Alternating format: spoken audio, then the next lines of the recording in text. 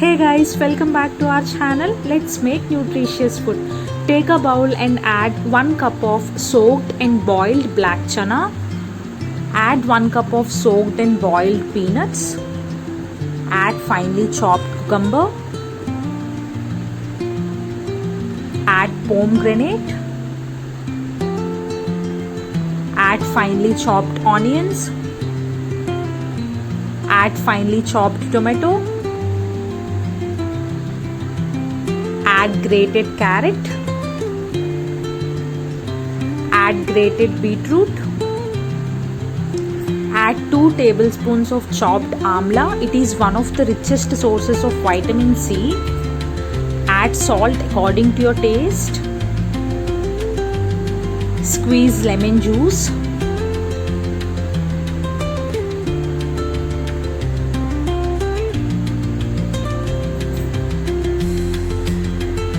Mix everything properly. Do try this salad recipe in your home and comment how it turned out. Hey guys, thank you so much for watching the video. Please do like, share and subscribe our channel. Your support matters a lot. And do comment what kind of recipes you want to watch on this channel. Thank you so much. Your support matters a lot.